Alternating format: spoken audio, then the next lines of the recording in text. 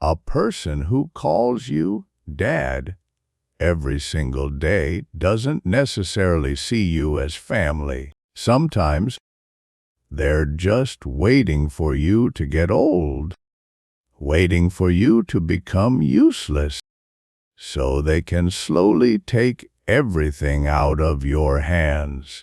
My name is Marcus. I'm 75 years old this year.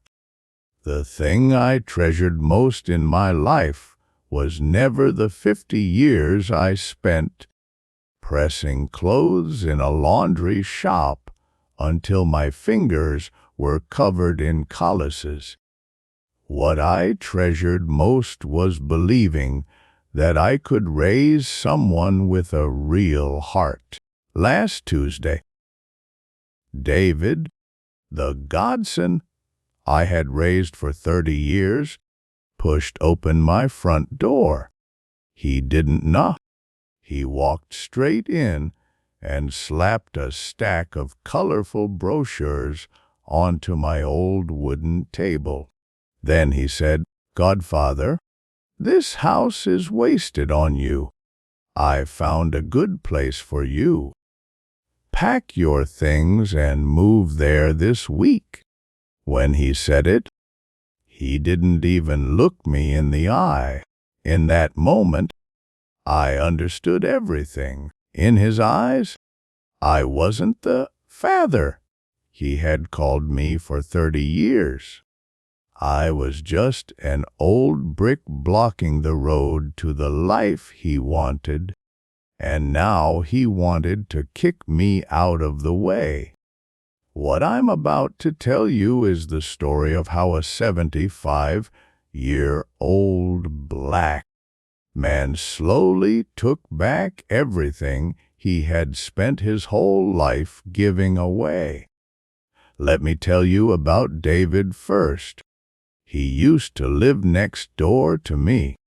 His parents died when he was young, and by the time he was around 10, nobody was really taking care of him anymore. Back then, I worked at a neighborhood laundry shop.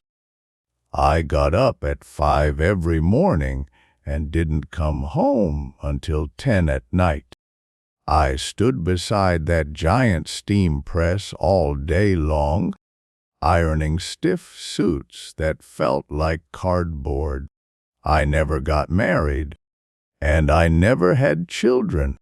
I felt sorry for the kid, so every night when I came home, I brought an extra couple of bread rolls or shared a bowl of porridge with him. Later, I helped him finish high school. He didn't get into college and wanted to open a small grocery store in the neighborhood. At that time, I took out the retirement savings I had spent 20 years putting together. Everything I had was inside that old savings book. He knelt in front of me and cried. He said, "Godfather, when I make it someday, I'll take care of you until the end." My heart softened. I handed him the savings book. Later on, the grocery store really did succeed. David worked hard and eventually turned that tiny store into a chain of neighborhood markets. Over the years, he built a great reputation in the community. Everyone said Marcus was lucky to have such a good son. And to be fair, David knew exactly how to put on a show. During holidays, he'd bring fruit over, rub my shoulders whenever people were around, and loudly call me Dad, Dad in front of everybody. And I believed him. I truly did. I had even planned that one day, when I could no longer breathe properly, I would leave him this little red brick house I had lived in my entire life, along with the money I had secretly saved over the years.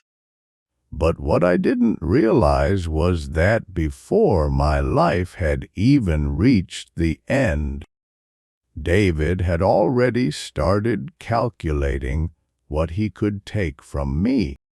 That Tuesday afternoon, David didn't just bring brochures for a nursing home. He also brought a man in a suit carrying a briefcase. David pointed at him and said, "This is Mr. Wang, a real estate agent, Godfather. I already checked everything out. Even though this neighborhood is old, your property deed is still worth something. If we sell the house, it'll cover your nursing home costs perfectly. The place is nice. They have nurses there. Better than dying alone in this house and nobody noticing. The man named Wang walked around my house once, touching my old sofa with a look of disgust on his face. Brother David, all this furniture has to go. It's junk. None of it has any value." David nodded and handed him a cigarette. Exactly. Once my godfather moves out, I'll hire a truck and dump everything at the landfill. I sat there in my old wicker chair, watching the two of them point at things around my home like they already owned the place. I spent my whole life ironing clothes. I could recognize every wrinkle just by touching the fabric, and the wrinkle on David's face had one word written all over it: greed.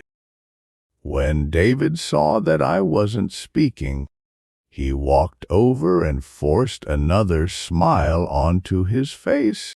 "Godfather, I'm only thinking about what's best for you. Your legs aren't good anymore. What if you fall one day?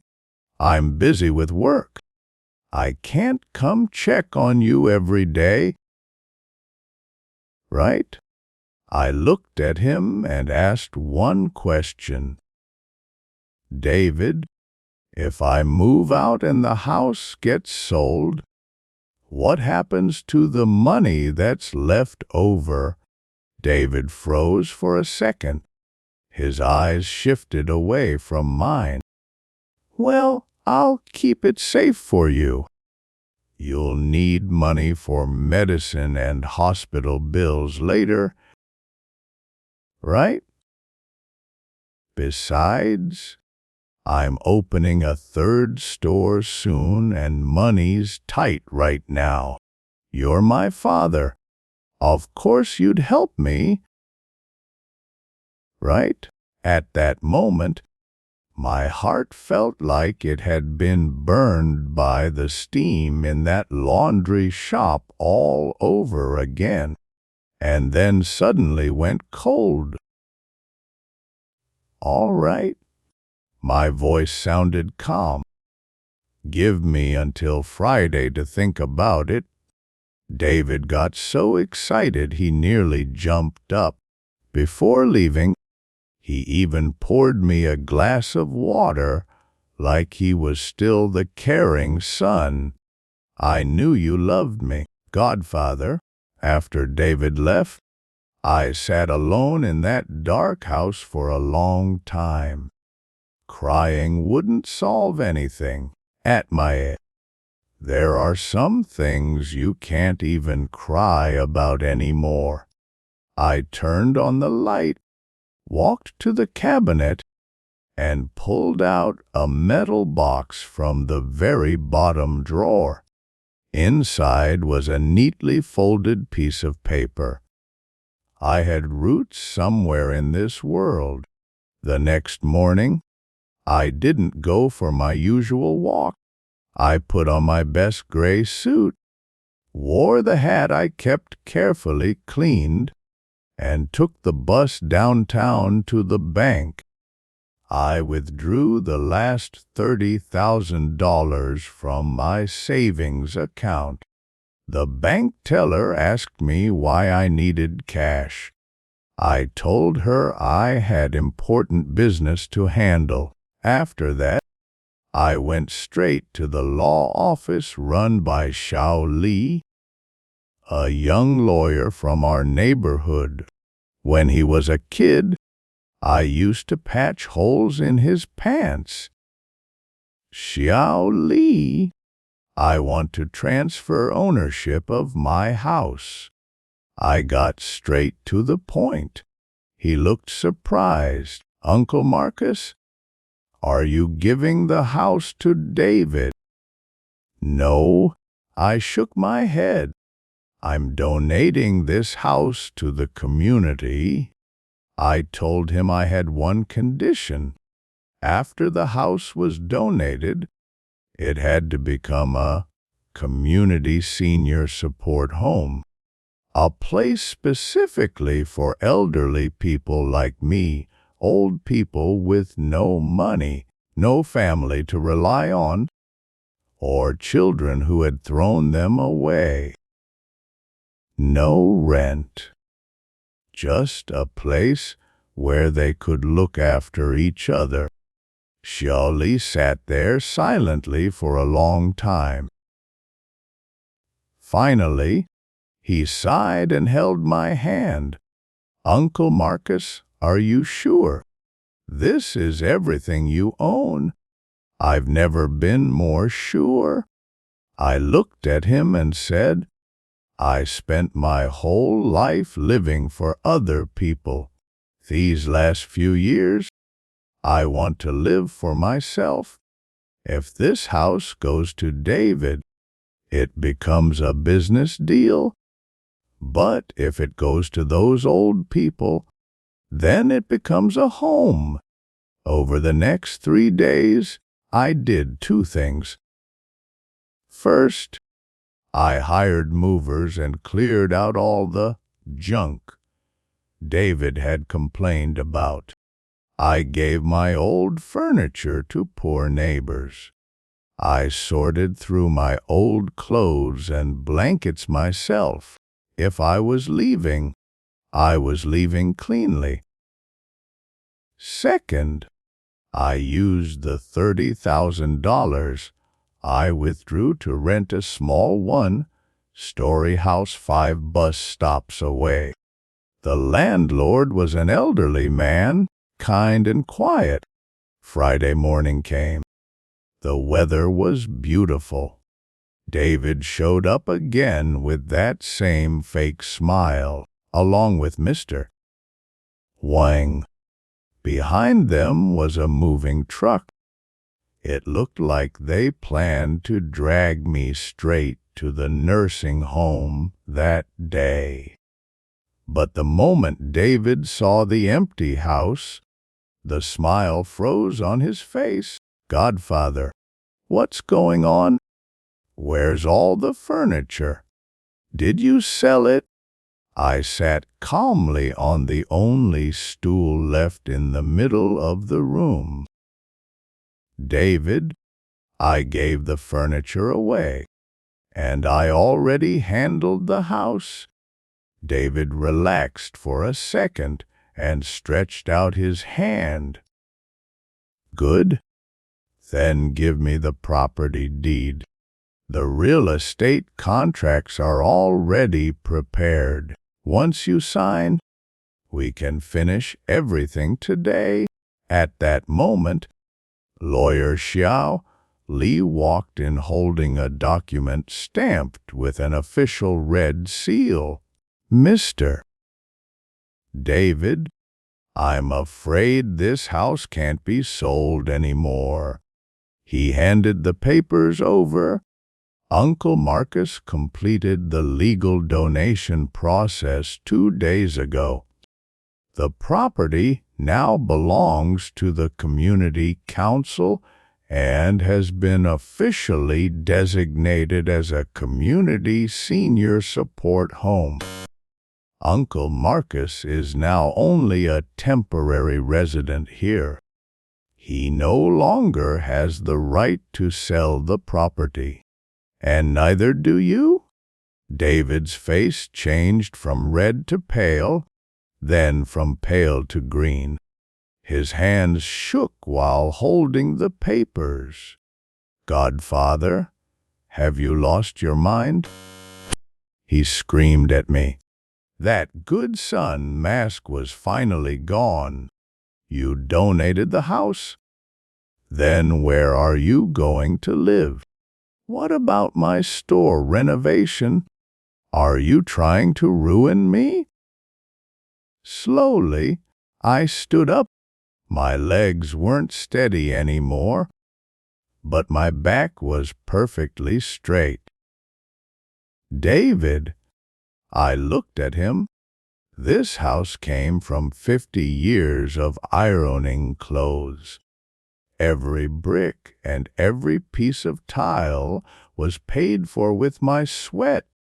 For 30 years, you ate my food and took my money. You know exactly how much.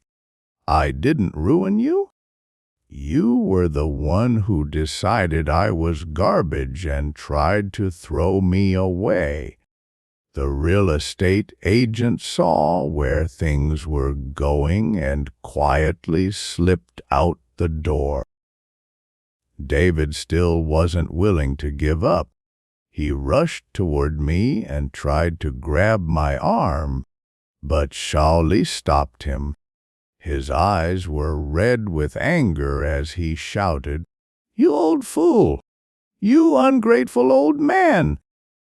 All the fruit I bought you over the years might as well have been fed to dogs.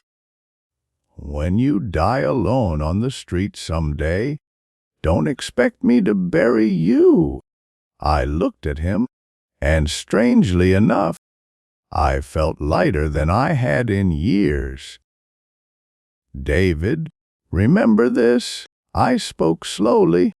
I raised a human being, not a calculator. And if all you care about is numbers, then spend the rest of your life with your calculations. David left in humiliation. The moving truck left too. The neighbors stood outside watching everything. The same people who used to praise him for being such a caring son now pointed fingers at him behind his back. His reputation was completely destroyed. I picked up my small travel bag.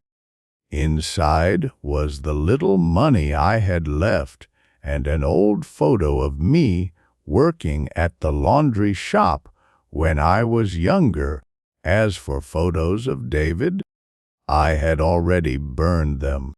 When I walked past him, he was crouched beside the curb, smoking a cigarette. Maybe he was thinking about his new store.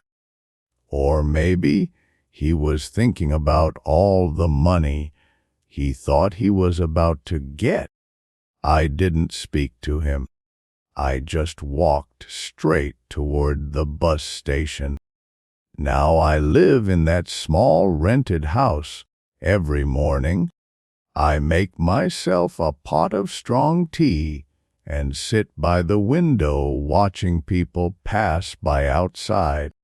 I no longer have to study David's moods. I no longer have to worry about whether I'm becoming a burden to somebody else.